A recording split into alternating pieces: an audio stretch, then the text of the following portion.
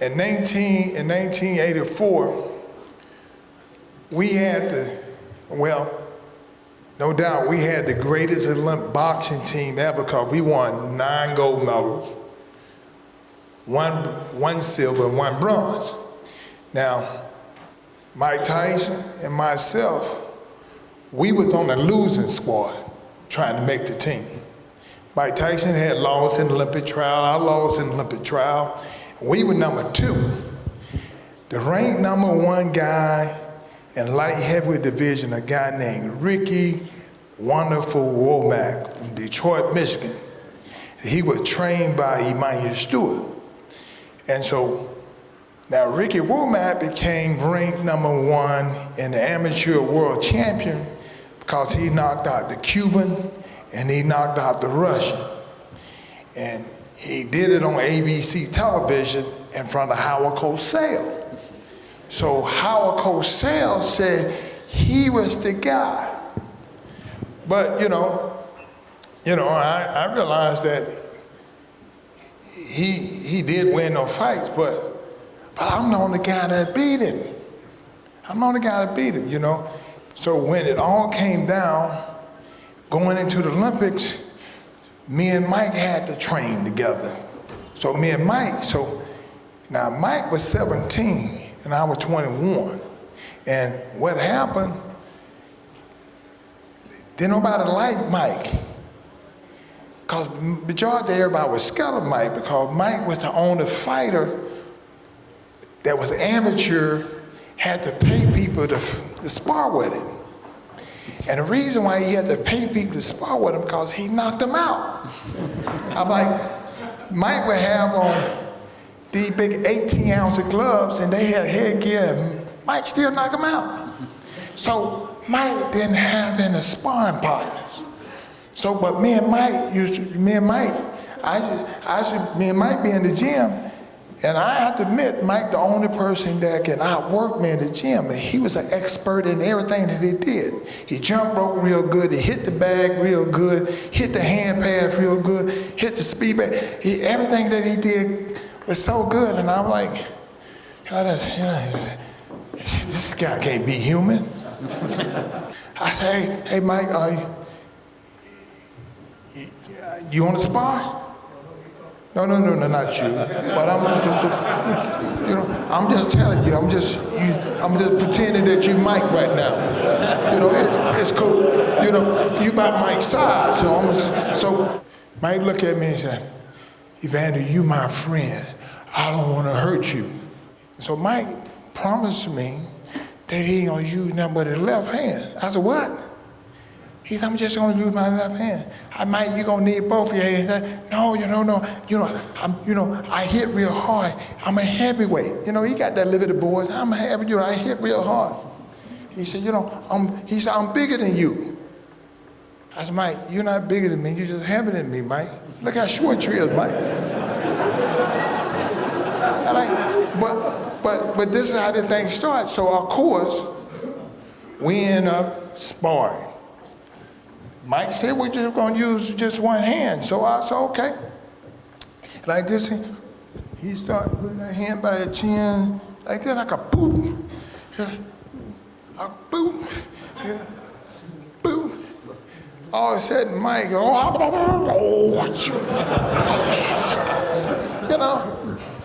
and I get under them shots, I get him in the corner.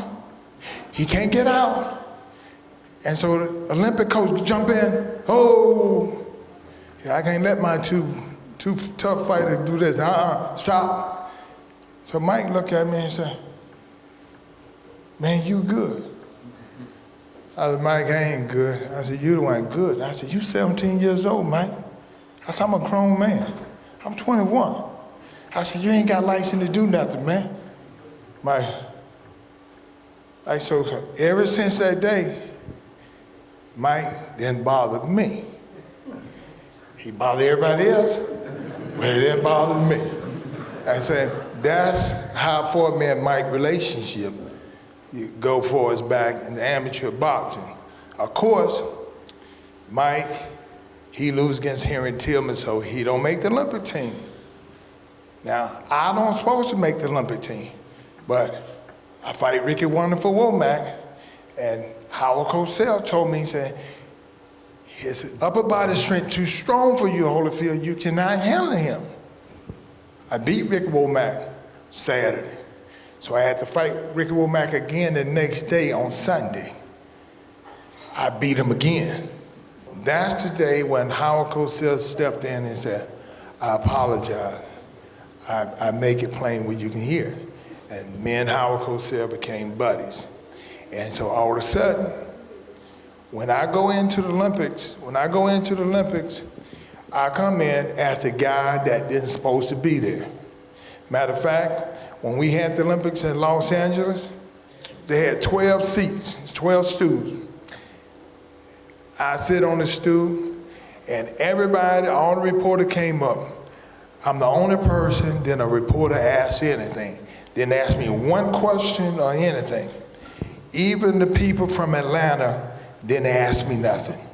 So you know what? So I'm the one that came into the Olympic boxing unknown. Didn't nobody know nothing about me. They said, who in the world is Holyfield? But you know what? The first day I fought, I knocked that guy out in the third round. The next day I fought, I knocked that guy out in the second round. The third days I fought, I knocked that guy in the first round. And everybody said, who is this Holyfield? So all of a sudden, it looks like I'm gonna get the best box award. So I had 3 fights, 3 knocked out, and all of a sudden, everybody talking on the Olympic training center. Everybody talking about the Olympic Village. Oh man, here's this guy named Holyfield. He do not play. I go out there, and this next fight, I find a guy named Kevin Barry, and Kevin Barry is holding on.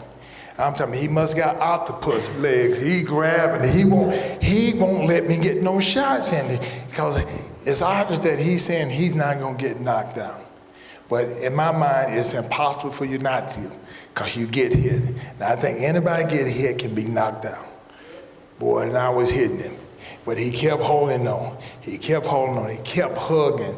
They wanted, don't tuck points off and everything. And all of a sudden, I lined him up. When I hit him with a left hook, I knocked him down like he's supposed to. And the referee weighed him off like he's supposed to. And the referee came over and told me I was disqualified. Like this, and the whole crowd go crazy and say, what?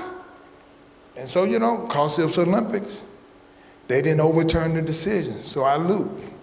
Now I sit here, but only thing that kept me cool, I remember what my mama said, son, hold your head up high. Whatever happened, everything got to depend on how you handle the situation. My mama said, when bad things happen, you still got to handle yourself properly. You know, I sit here and Howard Cosell going and everybody jump around and they mad and upset. And I sit down. Then the guy came around and he held my hand up himself. He said, man, you know, you hit me clean. Well, I know that. I don't get it. And all of a sudden, and I'm thinking that everything is over. Then Mr. Howard Cosell, with that mouthpiece he had, he came and he told the whole world, Evander Holyfield, look at that great attitude he have. And this man played it up so big that after all them 9 gold medals and that silver medal, when it came out, I came out with a $1 million contract. Here I am, I get this $1 million contract. Whoever signed me, I get a ABC contract, $1 million, and all of a sudden, everybody looking at me and saying, how in the world? But it was all because what I know, my mama said, a good attitude will carry you a lot further than your talent. And that's what jumped that career off and made it pretty much what it is.